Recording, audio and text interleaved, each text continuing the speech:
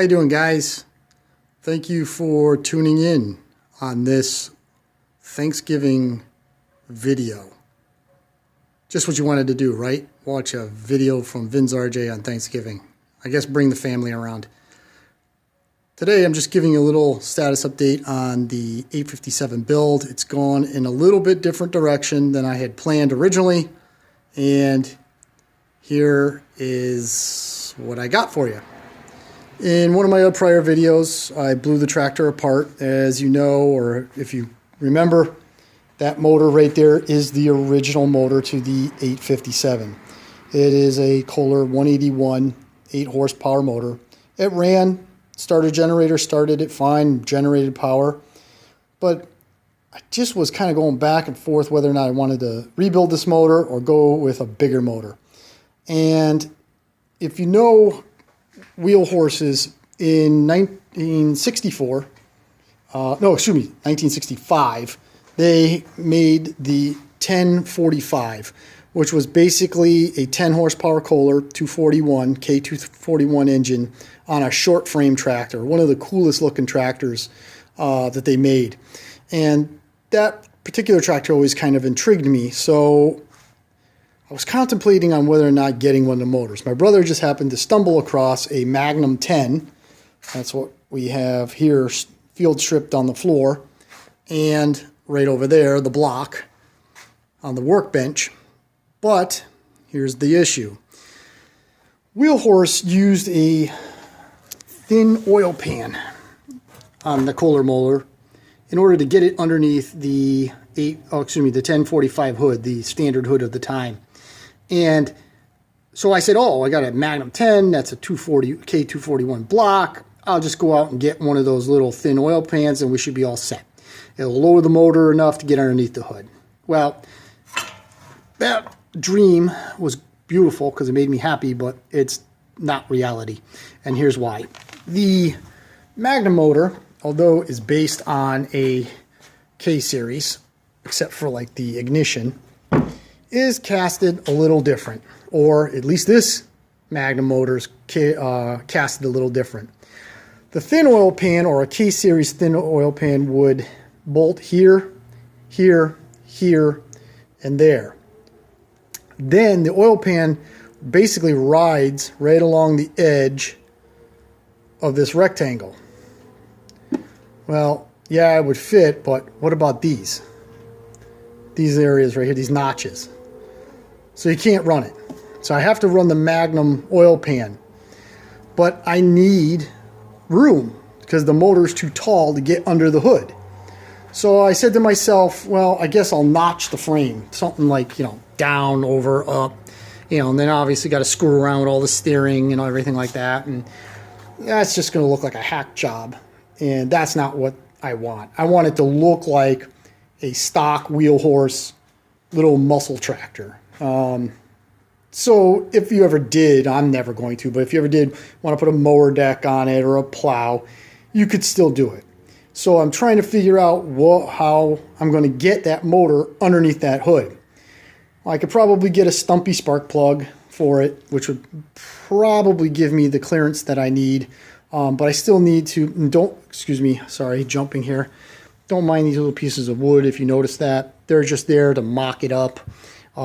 I haven't had a chance to drill for the dipstick or the high-low gear lever. I'll do that, and then that whole piece will go down. Will drop down just in the stock position like it's supposed to. So I'm trying to figure out, well, what I'm going to do. Well, this is as of right now, this is what I'm thinking I'm going to do. This oil pan, the Magnum oil pan, okay, is pretty darn thick. And the mounting holes for the block are here, there, there, and there. And they're threaded almost 3/4 of the way down. So what I'm going to do is, I believe, I'm going to take this over to my buddy's machine shop, and I'm going to mill off. I'm going to put it in the Bridgeport, or he's got a Rockwell, same thing. Bolt it down, and I'm going to machine 1/8 of an inch off the top of this oil pan.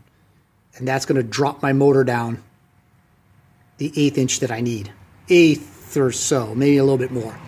Might even take a 1/2 inch off it. I don't know. I got plenty of thread, and even if I need to rethread it, you know, put the threads down deeper, that's not a big deal. So then I can get enough clearance under the hood. So I can put the big Magnum 10 in there, close the hood, and it'll look awesome. Now, here's the little tidbit though. The bearing plate goes right to the edge of the oil pan. So by lowering it, let's say 3/8 of an inch, maybe 1/8 of an inch, let's say 1/8 of an inch, this edge of the bearing plate will hang 1/8 of an inch below the oil pan, which means, which is not a big deal, I'll just have to hang the bearing plate over the edge. Oops, sorry. Hang the bearing plate over an edge. Hang the bearing plate over the edge about 1/8 of an inch. Not a big deal. And then if I need to just nick the dipper a little bit, just for a little bit more clearance, again, not a big deal. It's not going to throw anything out of balance or anything like that. So that's the direction as of right now I'm thinking about going. You know, I'll probably have to adjust the length of the dipstick or something like that. Nothing big.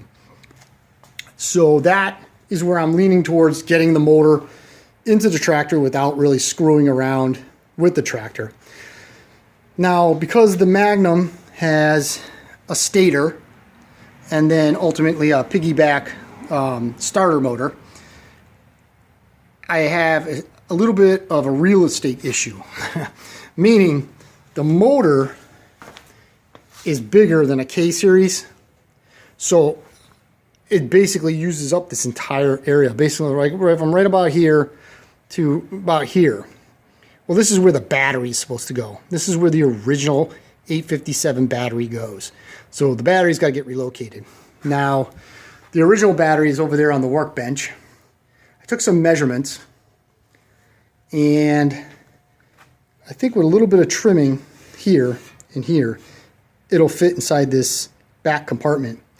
But I'm thinking about going to Walmart, taking some measurements off of one of their motorcycle batteries, and I think that will actually fit perfectly down in there. I'll just run the cables forward, and everything will look nice and clean. So again, trying to keep that theme of the 857 with a big block motor in it. I want people to be able to look at it and say, well, that's an 857, but oh, wait a minute, that's not stock. Oh, look at this. This is kind of cool. That's my goal, and hopefully it will turn out. Well, that was a lot of useless information I just gave you, but hopefully you could follow it. Hopefully this is going to keep you interested. Oh, hang on. Let me just tell you one other thing. I'm not a real big block Kohler rebuilder kind of guy. This is like the first big block I've done. I do K90s, I do these 181s, 161s, you know, fairly regularly. It's the same thing, it's just bigger. But a little interesting point here real quick. This is a Magnum 10, 3 1/4 inch bore. The 12 horsepower has 2 3/8 bore, okay? What I found out was there was a small period of time, I guess, if you know better than me, put it in the comments below. Kohler used K301 blocks for a 241. They just bored it smaller for the smaller piston instead of boring it out for the bigger 12 horsepower piston.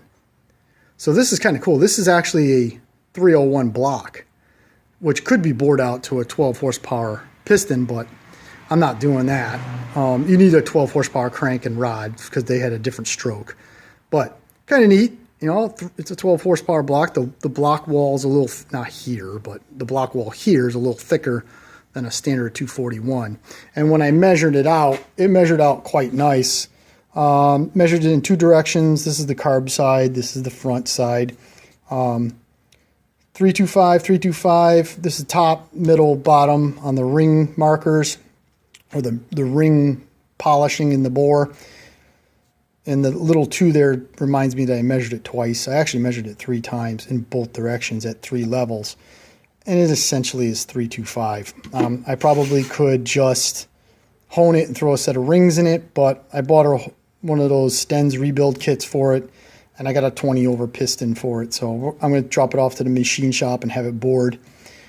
The crank pin measured out perfect. So I just got a standard rod, and the valves.